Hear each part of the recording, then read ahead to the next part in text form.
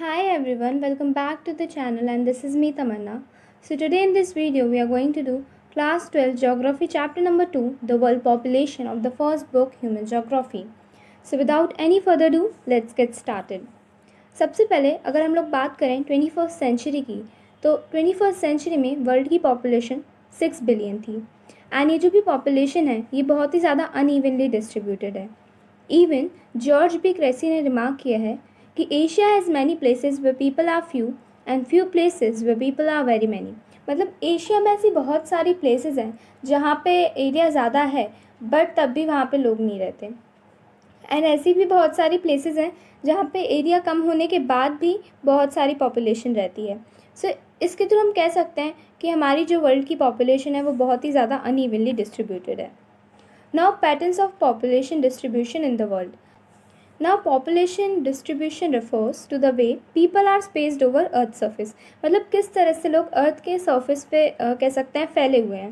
Now 90% जो world की population है वो ओनली 10% एरिया में रहती है एंड जो 10 मोस्ट पॉपुलस कंट्री है वो 60% कॉन्ट्रीब्यूट करती है वर्ल्ड की पॉपुलेशन का.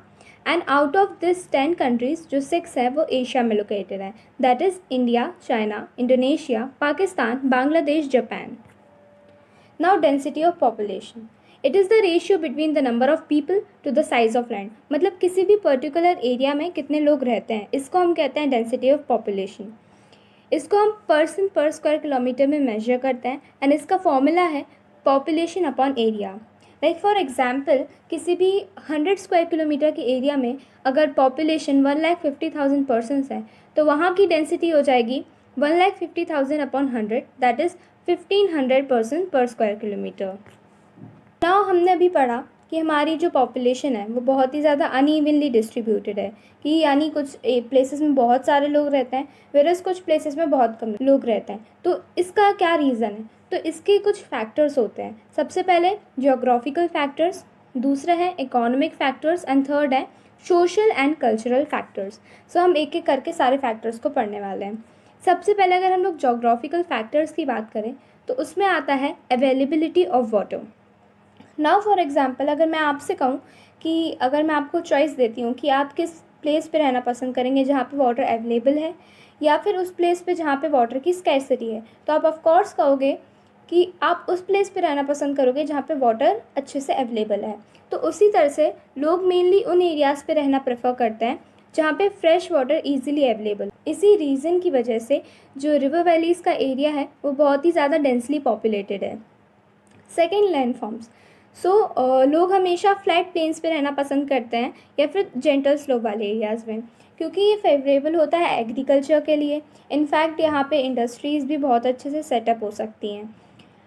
इसी रीज़न से जो गंगा प्लेन्स वाला रीजन है वो बहुत ही ज़्यादा डेंसली पॉपुलेटेड है एंड जो हिमालयाज़ वाला रीजन है वो बहुत ज़्यादा स्कैर्सली पॉपुलेटेड है.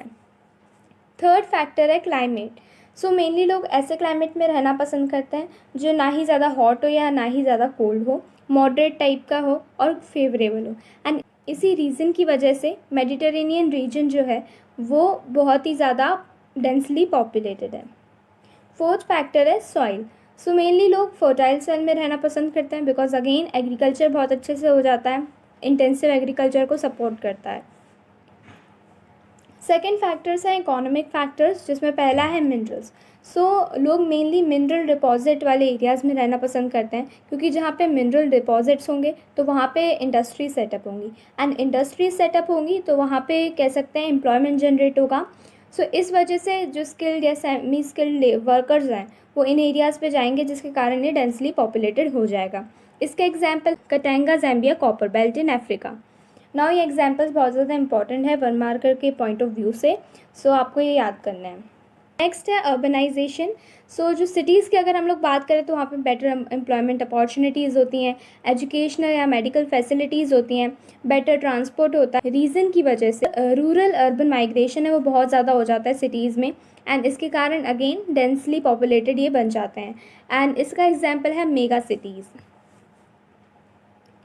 नेक्स्ट है industrialisation. Again industrialisation job opportunities provide करता है. इसके कारण लार्ज माइग्रेशन होता है. ये एरियाज़ डेंसली पॉपुलेटेड हो जाते हैं. इसका एग्जाम्पल है Kobe Osaka region of Japan, जो कि थिकली पॉपुलर है बिकॉज यहाँ पे इंडस्ट्रीज़ बहुत ज़्यादा हैं। लास्ट फैक्टर है सोशल एंड कल्चरल फैक्टर। सो कुछ प्लेसेस पे बहुत सारे लोग रहते हैं बिकॉज वहाँ पे रिलीजियस या कल्चरल सिग्निफिकेंस ज़्यादा होता है, मतलब वहाँ पे लोग ज़्यादा नहीं रहना पसंद करते जहाँ पे सोशल या पॉलिटिकल अनरेस्ट है, यानी कुछ भी लड़ाई चलती है और या समवट लाइक दैट। सो इसलिए इन प्लेसेस पे लोग रहना पसंद नहीं करते हैं। नाउ गवर्नमेंट्स क्या करती है, बहुत टाइम गवर्नमेंट इंसेंटिव प्रोवाइड करती है उन लोगों को ताकि वो जो ओवर क्राउडेड प्लेस हैं उससे जाके जो स्पार्सली पॉपुलेटेड एरियाज हैं वहाँ पे शिफ्ट हो जाएं। एंड पॉपुलेशन ग्रोथ क्या होता है, refers to change in number of inhabitants of a territory during specific period of time. किसी स्पेसिफिक पीरियड ऑफ टाइम के अंदर कितने पॉपुलेशन चेंज हो रहा है उसको हम कहते हैं पॉपुलेशन ग्रोथ। अब ये पॉजिटिव भी हो सकता है, नेगेटिव भी हो सकता है। फॉर एग्जांपल 2011 की बात करें अगर, इट्स जस्ट एन एग्जांपल, तो मान लो कि 1 लाख पॉपुलेशन इंक्रीज़ हुई है, वेरेज अगर हम 2012 की बात करें तो हो सकता है सिर्फ 9 लाख की इंक्रीज़ हुई, हम कह सकते हैं कि ग्रोथ हुई है जो कि पॉजिटिव ग्रोथ है। वेरेज अगर हम लोग बात करें कि 2013 में हमारी सिर्फ 50,000 पर्सन लोग बढ़े थे, तो कह सकते हैं नेगेटिव ग्रोथ हुआ है। सो ये पॉजिटिव भी हो सकता है और नेगेटिव भी हो सकता है, एंड इसको हम एब्सोल्यूट नंबर्स में भी एक्सप्रेस कर सकते हैं और परसेंटेज में भी एक्सप्रेस कर सकते हैं। नाउ पॉपुलेशन चेंज हमें ये भी बताता है कि किसी भी एरिया का economic development, social upliftment and historical या कल्चरल बैकग्राउंड कैसा है। नाउ आपकी बुक में ये बॉक्स गिवन है, सो हम लोग इस बॉक्स को भी कवर करेंगे, हम सारे के सारे चीज़ों को कवर करेंगे बिकॉज CBSE है, कहीं से भी कुछ भी क्वेश्चन दे सकता है। सबसे पहले growth of population, change in population in particular area between 2 points of time. हमने अभी डिस्कस किया था ग्रोथ ऑफ पॉपुलेशन क्या होता है, किसी भी 2 पॉइंट्स ऑफ टाइम के बीच में जो भी पॉपुलेशन में चेंज आ रहा है इसको हम ग्रोथ ऑफ पॉपुलेशन कहते हैं। एंड जब इस ग्रोथ ऑफ पॉपुलेशन को हम in terms of percentage express करते हैं तो इसको हम ग्रोथ रेट ऑफ पॉपुलेशन कहते हैं। Now natural growth of population. Natural growth of population क्या होता है, ये डिफरेंस होता है बर्थ माइनस डेथ के बीच में, birth rate minus death rate. Where अगर हम एक्चुअल ग्रोथ रेट की बात करें ग्रोथ ऑफ पॉपुलेशन की, तो वो होता है बर्थ माइनस डेथ प्लस इन माइग्रेशन माइनस आउट माइग्रेशन।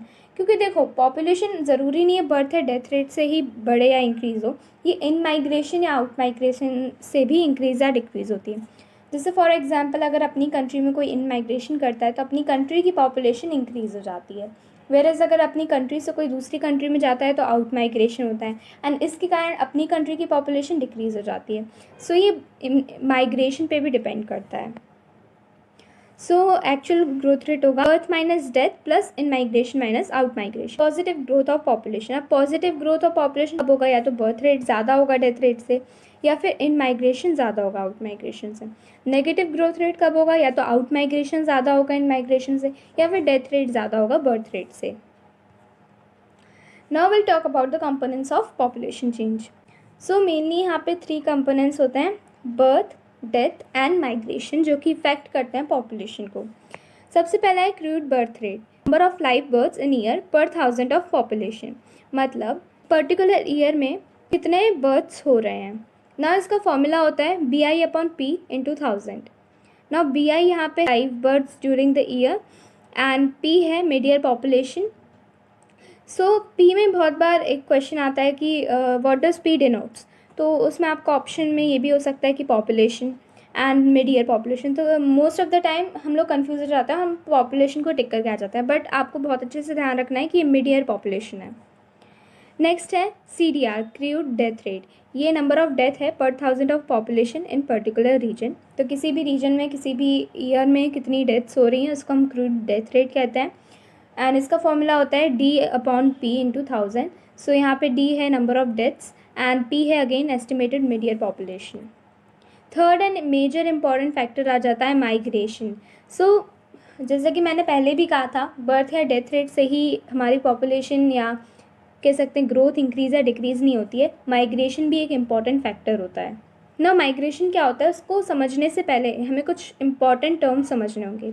जब कोई भी पर्सन एक प्लेस से दूसरी प्लेस पे जाता है तो जिस प्लेस से वो जाता है उसको प्लेस ऑफ ओरिजिन कहते हैं, एंड जिस प्लेस पे जाता है उसको प्लेस ऑफ डेस्टिनेशन कहते हैं। फॉर एग्जांपल अगर मैं इंडिया से यूरोप जा रही हूँ तो मैं इंडिया से जा रही हूँ तो वो प्लेस ऑफ ओरिजिन हो जाएगी मेरी, एंड यूरोप जा रही हूँ तो वो मेरी प्लेस ऑफ डेस्टिनेशन है।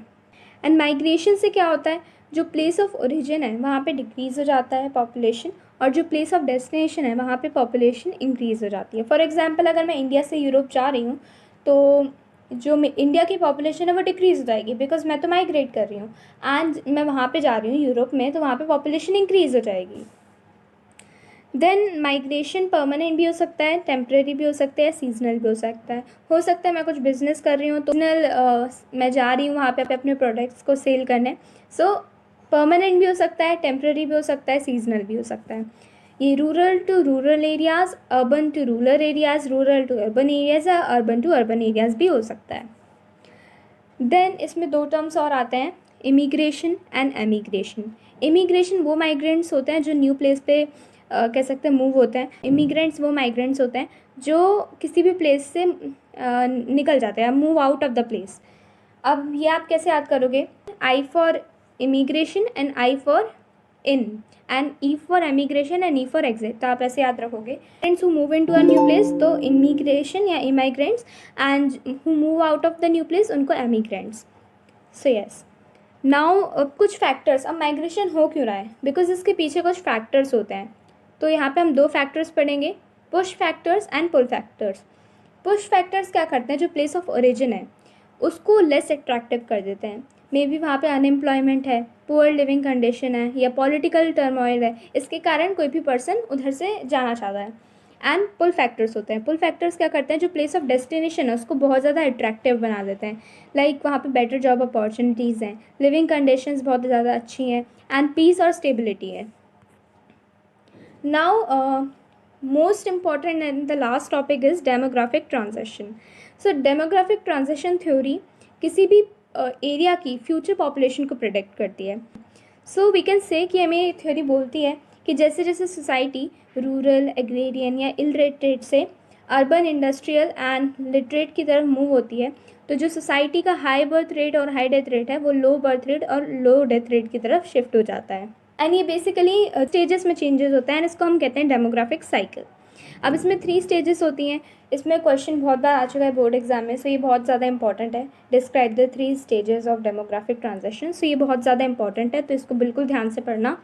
And one tip is that कि अगर आपको ये क्वेश्चन पूछते हैं तो ये जो आपका डायग्राम है इसको आपको फॉर श्योर बनाना है, आप याद कर लो, आप इस लेक्चर के बाद उसको प्रैक्टिस करके देख लो। ये डिफ़िकल्ट नहीं है बिल्कुल भी, बट आपको पूछा जाए चाहे नहीं पूछा जाए आपको ये डायग्राम बना के आना ही आना है, ठीक है। सो यस, हम स्टार्ट करते हैं। फर्स्ट स्टेज में क्या होता है, बर्थ रेट और death rate, fertility and mortality दोनों ही हाई होते हैं, because people reproduce more. And क्या होता है, डेथ्स और सप्लाई नहीं रहती अच्छी, तो उसके कारण यहाँ पे डेथ्स भी हो जाती हैं। एंड पॉपुलेशन ग्रोथ जो है वो बहुत ज़्यादा स्लो है, बिकॉज बहुत सारे पीपल जो हैं एग्रीकल्चर में इंगेज्ड है, एंड लाइफ एक्सपेक्टेंसी भी लो है क्योंकि मोस्टली लोग इलिटरेट हैं, and low level of technology है। देन सेकेंड स्टेज की बात करें तो फर्टिलिटी हाई रहती है बिगनिंग में, but it declines with time. Then यहाँ पे मोर्टेलिटी रेट जो है रिड्यूस हो जाता है, बिकॉज इम्प्रूवमेंट्स आने लगते हैं, सैनिटेशन अच्छा होने लगता है, हेल्थ कंडीशंस अच्छी हो जाती हैं, सो यहाँ पे मोर्टेलिटी रेट में डिक्लाइन हो जाता है। एंड लास्ट स्टेज में फर्टिलिटी एंड मोर्टेलिटी रेट दोनों ही डिक्लाइन हो जाते हैं, पॉपुलेशन या तो स्टेबल हो जाती है या धीरे धीरे ग्रो करती है। एंड यहाँ पे हम कह सकते हैं पॉपुलेशन जो है अर्बनाइज्ड, लिटरेट हो चुकी है। So this was demographic transition in 3 stages. Now एकदम लास्ट टॉपिक है पॉपुलेशन कंट्रोल मेजर। सो पॉपुलेशन को कैसे कंट्रोल करना है, सो फैमिली प्लानिंग बहुत ज़्यादा इंपॉर्टेंट है, प्रिवेंट करना होगा हमें बर्थ ऑफ चिल्ड्रन का। देन इसके बाद free availability of contraceptives provide करनी होगी गवर्नमेंट को, टैक्स डिसइंसेंटिव्स भी प्रोवाइड करने होंगे ताकि पॉपुलेशन कंट्रोल हो। इवन थॉमस मैल्थस ने कहा है उनकी थ्योरी में कि number of people would increase faster than the food supply, मतलब एक टाइम ऐसा आ जाएगा कि लोग ज़्यादा बढ़ेंगे बट फूड सप्लाई उतना इंक्रीज़ नहीं हो पाएगा, और अगर इतना ज़्यादा पॉपुलेशन इंक्रीज़ हो गई तो क्रैश हो जाएगा, फेमाइन हो जाएगा, बिकॉज जो भी रिसोर्सेज अवेलेबल हैं वो बहुत ज़्यादा कम पड़ जाएंगे। तो इसलिए हमें पॉपुलेशन को कंट्रोल करना बहुत ज़रूरी है। So like for sustainability of our resources the world have to control the rapid population increase. With this हमने पूरा चैप्टर कंप्लीट कर लिया है, बॉक्सेस को कवर किया है इसमें हमने। So yes, we have completed this chapter and homework question है name the three components of population change, जिसका आप comment box में answer करोगे. So yeah, with this we have completed the chapter and hope if you like the video then don't forget to subscribe the channel, and for more such videos stay tuned and have a nice day. Bye bye.